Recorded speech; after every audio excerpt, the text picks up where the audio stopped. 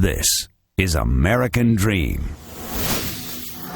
American Dream was made possible by eQuest and its group of participating compliance partners.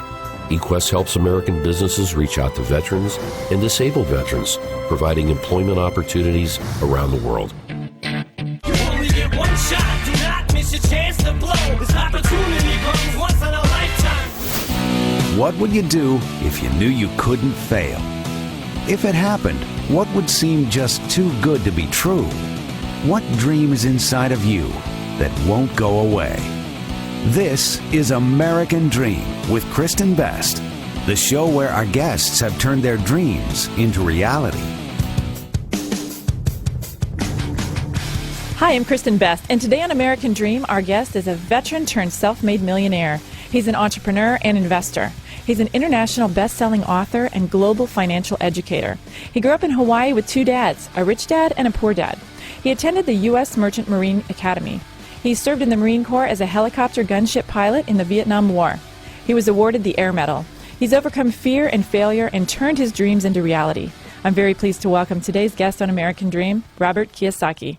Hi, Robert. Welcome to the show. Oh, Kristen, thank you. It's my honor. Well, we're really excited to have you on the program today. You've got so many books, great books that I've read and I've been inspired by. And we're going to talk about your new books in a little while. But I was really originally inspired by Rich Dad, Poor Dad. And you grew up in Hawaii with two dads, a rich dad and a poor dad. Can you tell us about them? Right. Rich Dad, Poor Dad is about my real father, who was the head of education for the state of Hawaii. Very smart man, PhD. But as you know, most teachers have no money. So although he's a high-paid government official, he died broke. And my rich dad was my best friend's father, and he was a man with no education, but within a few years of his life became one of the richest men in the state of Hawaii. So Rich Dad, Poor Dad is a true story of what two fathers told their two sons, my best friend and I, about the subject of money, starting at the age of 9. And as you know, because money is not a subject taught in school, most people wind up like my poor dad, highly educated and broke. It's true. It's true. You've learned some very interesting life lessons and money lessons from the two men. Can you tell us a little bit about how they viewed life and money differently? Well, my poor dad was, like I said, a very good man for Japanese. I'm a fourth-generation Japanese American, which means I don't speak Japanese. But he was 6'4" and very big, imposing figure. And he always said, you got to have a good education, so you get a good job, and then go work for the government. And he believed in the government taking care of you, whereas my rich dad was a man who was a self-made entrepreneur, and he says, take care of yourself. So what happened for my poor dad, it became a self-fulfilling prophecy that he got fired at age 50 because he ran against his boss, the governor of Hawaii.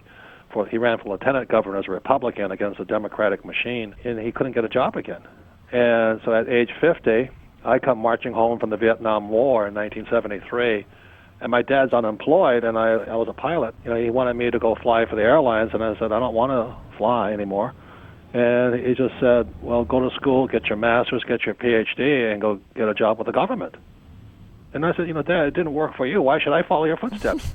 But he just started screaming at me, saying, you've got to do it that way. That's the only way you can survive in this world, is have the government take care of you. I was about 25 at the time. I was stationed in Kaneohe Marine Corps Air Station, a few miles from my father's home, and I drove to Waikiki and went to see my rich dad and said, I'm going to follow in your footsteps. I'm 25 years old. I better know who I'm going to listen to. Yeah. So I made the decision back in 73. Well, you have a funny story when you were a kid. Just the last question about really when you were kind of growing up with the rich dad and the poor dad. You and your friend Mike got this idea to make money, right, and you got into the toothpaste business. Mike and I were the poorest kids in a rich kid's school, and he and I went around collecting Crest toothpaste tubes because back then they were made out of lead. We went to all our neighbors and collected all these toothpaste tubes, and we melted them down, and we started making quarters, nickels, and dimes. And we found out that was called counterfeiting. And little did we know we were close to what the Federal Reserve does, is counterfeit U.S. dollars. Yeah, right. So at a young age, 9 years old, I just wanted to know why rich people were rich. I was kind of a curiosity. Yeah. Why was my dad, a PhD, broke? Right. No, it was just curious, and I've never stopped. I'm still kind of finding it out today. Well, you've sure done a lot to help other people find it out, too, through your books. Well, thank you. That's my job, is to assist other people find their way in life if they want to be rich. Not everybody wants to be rich. Right. I did. Yes, I think a lot of people do. There are some sitting in our radio studio right now who do also. I wanted you to talk a little bit about the military and also how you started with the U.S. Merchant Marine Academy in New York. Also, you say you got an unfair advantage there in the world of business. Can you tell us about that? Well, although my father was head of education in Hawaii, I flunked out of school my sophomore year and my senior year because I can't write. And today I'm a best-selling author, which is the irony of the whole thing. Yeah. But I just didn't like school. I hated school. And the only thing I wanted to do was sail the world and drink beer and chase women. You know? So my high school guidance counselor says, "Is that really what you want to do?" I said, "Yeah, I want to sail to Tahiti. I want to meet beautiful Tahitian women, drink in Quinn's bar, and have a good time." She says, "Well, I have the perfect school for you." Oh, that was pretty good. And it's the U.S. Merchant Marine Academy at Kings Point, New York, one of the toughest schools in the world. But those guys are the highest paid graduates in the world. And they sail to Tahiti and drink beer and chase women. I said, God, there is a heaven out there, you know? So I applied for a congressional nomination to Senator Daniel K. Inouye, and he sent me a U.S. Naval Academy. And I said, no, you got the wrong school. You know, those guys are poor. They don't get paid anything. You know, ensigns only got back in '65 were only being paid $200 a month. And I said, and King's Pointers were being paid about $4,000 a month back then, which is not a lot of money, but it's more than $200 a month. Yeah. So besides, you know, Kings Point is a party school and Naval Academy isn't. So I had to reapply. Then I got nominations to Merchant Marine Academy at Kings Point, New York, and I graduated in 1969. But unfortunately, the Vietnam War was still on in 1969, and I was draft exempt. And I was making the big bucks. You know, I was sailing for Standard Oil as a tanker officer. But the war kind of got on my conscience because my brother was drafted. So I gave up the high-paying job with Standard Oil and volunteered for the Marine Corps, which proves I'm not the brightest guy on earth. I passed my flight school exam, and the next thing I know, I'm shipped to Pensacola, Florida. And from Pensacola, I graduated and was shipped to Camp Pendleton, where the gunships are, and then straight to Vietnam. Yeah, I read that transitioning from pilot to gunship pilot, you had to change yourself as a person. Can you tell us about that? Well, there's a big difference between flying an airplane and flying a gunship, you know what I mean? But the moment you become a gunship pilot, they put on, I think, 6 machine guns, 4 waist guns and 2 door gunners.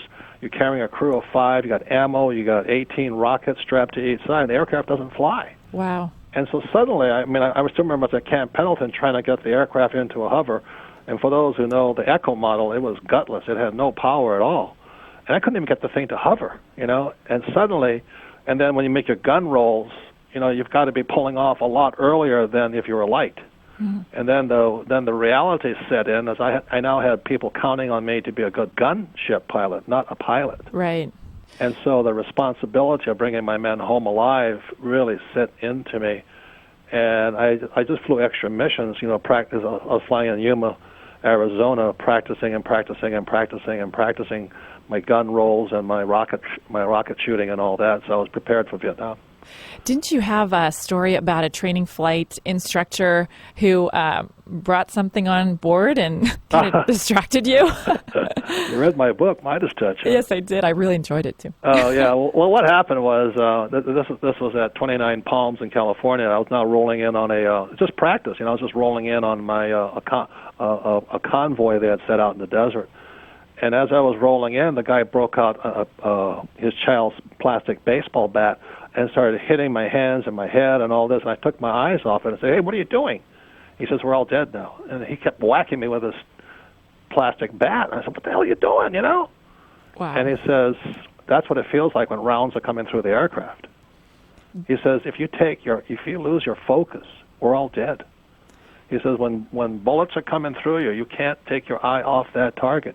Because, I won't give you ballistics, but we had to be able to track our rounds into the targets, And he says, and you just took your eyes off the target because I distracted you. He was hitting me with a plastic baseball bat, and I had to just stay calm and focus and rolling in on my targets. Did it serve you well when you were in Vietnam? You were in the war. You were in action, right? Well, I have this message for all those people who are in the armed services or have served in all this, is the military or flight school, the Marine Corps, was the best school I ever went to. It really prepared me for real life, because after that, like being an entrepreneur today, somebody's always stealing from me, somebody's always taking a shot at me. But if I take my eyes off focus of what I'm doing in business, I'm dead. The military training gave me such an unfair advantage, over the civilian guys. Everybody has a breaking point, but most of the guys I was working with, their breaking point was, my pencil broke and I'm upset. I'm going, Jesus, Yeah, or the coffee is warm or cold, Like, Jesus, you guys are a bunch of wimps, I said I should have shot those guys instead of the Viet Cong. They're much tougher. Well, when you got back from Vietnam in 73, you took your rich dad's advice. Both of them gave you advice, and you took the rich dad's advice to get a sales job at Xerox. How has that served you in your business life, and why are sales so important? Well, if you're going to be an entrepreneur, your number one skill is raising money. You've got to be able to raise money, and that means selling. And the reason that so many businesses never get off the ground or businesses fail is because they just can't raise money. I don't care if you're a corporate guy from Xerox, you're still a corporate guy. You don't know how to raise money.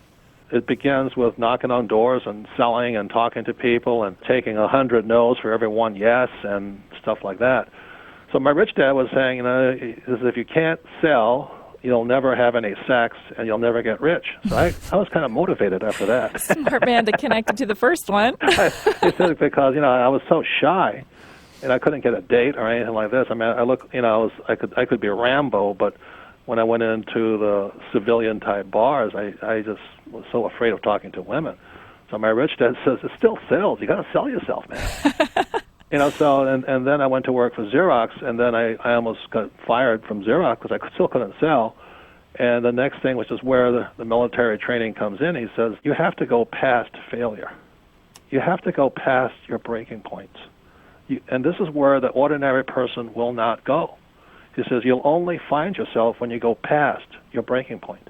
And anybody who's ever served in the military, or at least the Marine Corps, knows what they do is they take you to your break, and then you go beyond where you break. And that's where you find life, is on the other side of breakdown. So here I am at Xerox, and my rich dad said to me, you're failing, I wasn't selling enough, and he says, you have to fail faster. So at night, I got a job selling, raising money for a nonprofit organization. And, during the day, I could make 3 sales calls if I was lucky at Xerox. But at night on the phone, I could make 30 sales calls.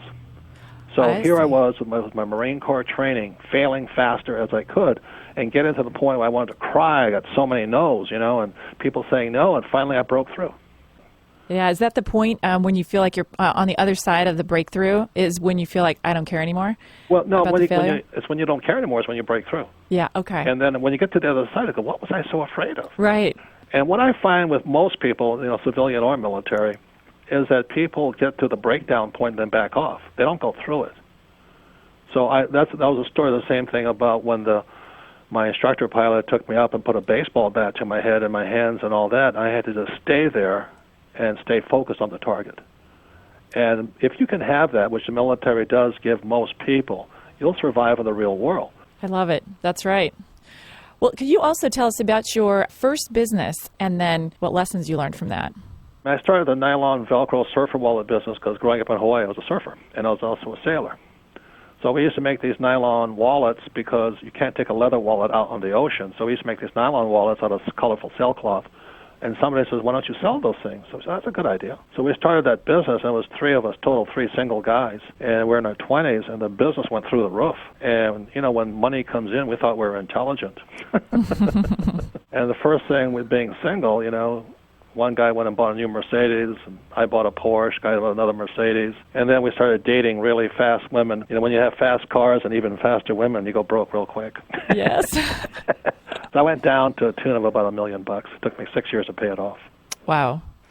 You didn't give up, though, at that point. Like I said, what most people are afraid of is they're afraid to go beyond where you break. And anybody who's been in the military knows that's what boot camp is. They push you until you bust through the breakdown. And that's where you find yourself on the other side. You go, holy mackerel, that wasn't so bad. And so today, I've had lawsuits against me. I've been called names in the press. I mean, Smart Money and Money Magazine, they don't like my investment philosophy, and I don't like theirs. So they call me names, and I just fire back at them. Where most people say, they called you names. I said, hey, if you can't take that, how are you going to be an entrepreneur?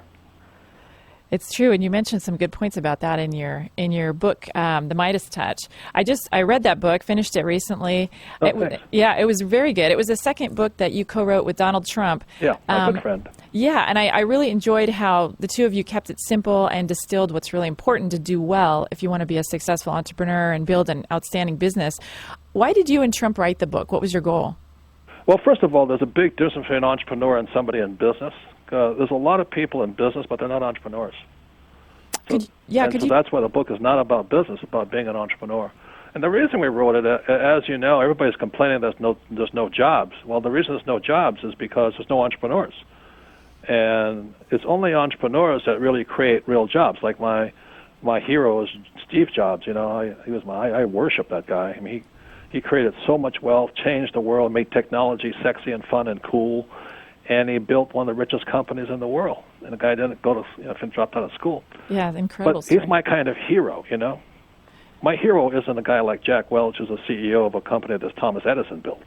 Right. So you got to choose.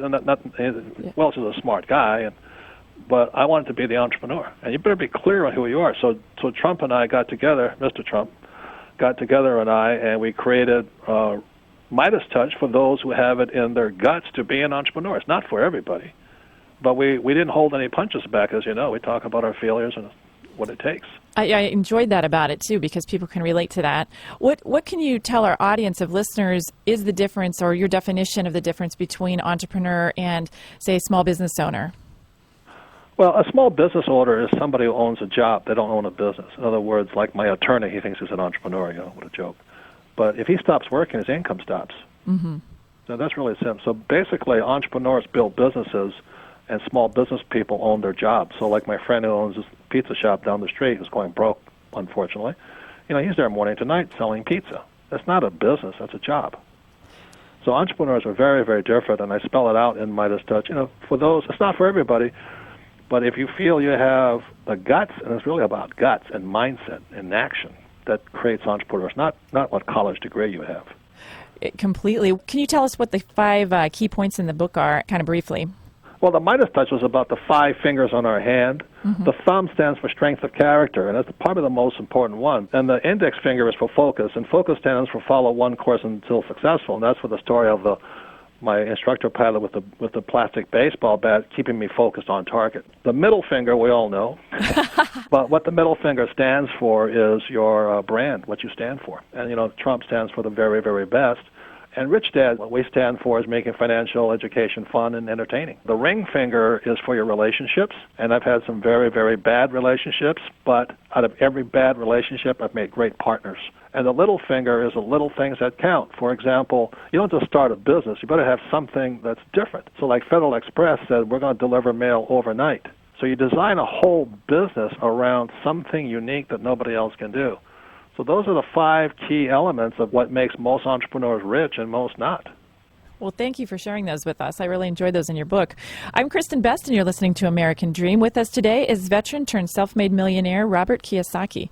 Robert, you believe also that the world needs more entrepreneurs. And the times right now, people talk about negativity a lot regarding starting businesses and being entrepreneurs and things. What do you think about that? This is the best time to get rich. From 2007 till 2011, it's been my best years ever. I've never made so much money. You know, interest rates are near 0%.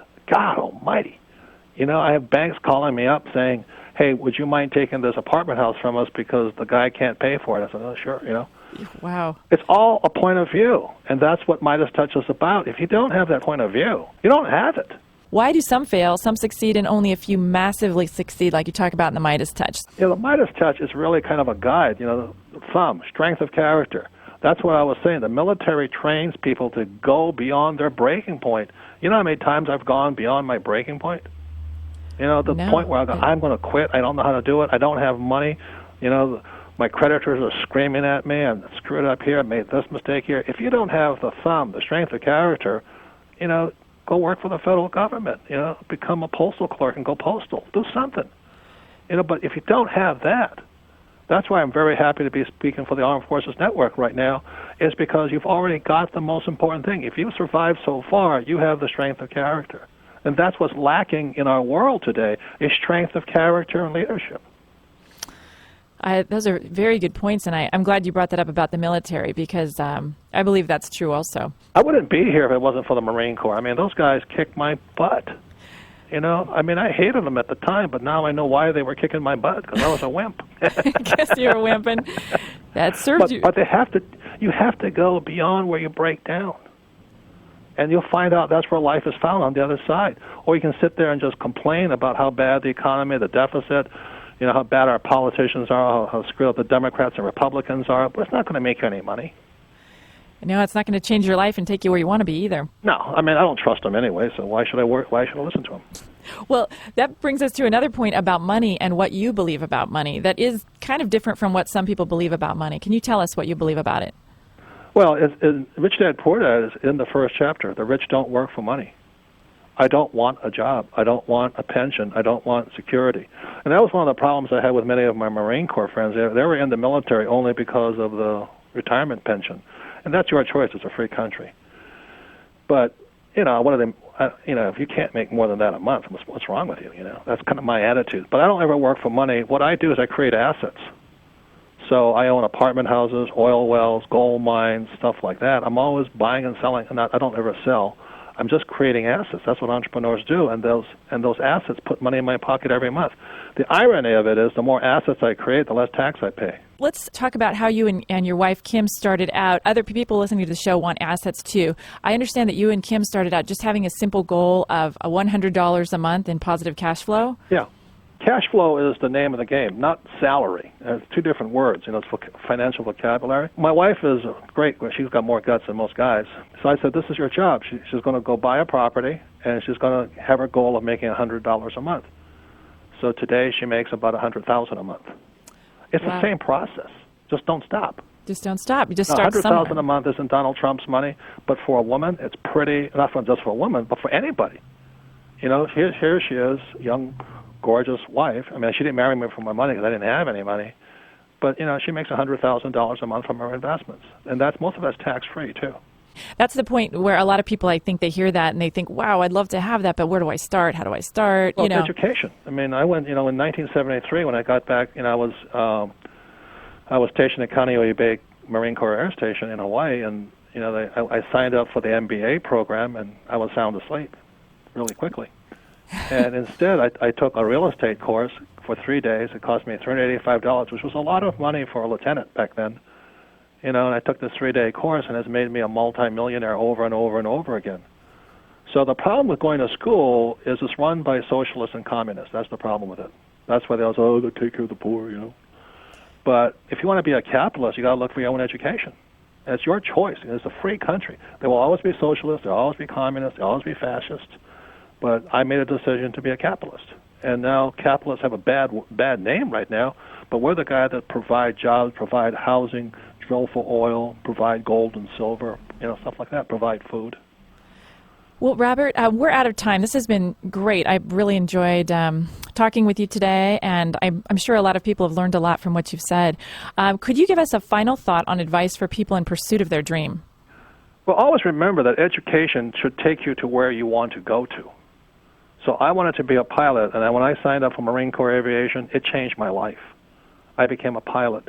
It was the most wonderful transformation I've ever been to. But most people go to school and they come out unhappy people. So you've got to choose your education and your teachers wisely. Well, to find out more about Robert Kiosaki, please visit his website at richdad.com. Well, that's all the time we have for today's show. I really want to thank our sponsor, eQuest, for making this show possible. And remember, if our guests can make their dreams a reality, so can you. I'm Kristen Best. Thanks for listening. Has anybody ever told you that you can't do that? That you're not smart enough? That you don't have what it takes? That you don't have enough money? That you're crazy? Congratulations. You're on the right track. For more information on our show, check out our website, www.americandreamonafn.com. American Dream was made possible by eQuest and its group of participating compliance partners.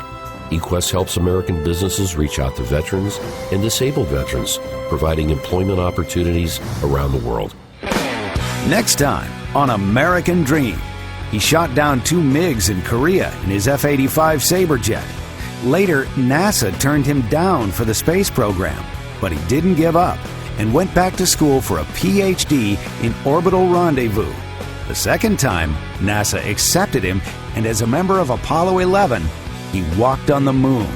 Find out how he did it next time on American Dream.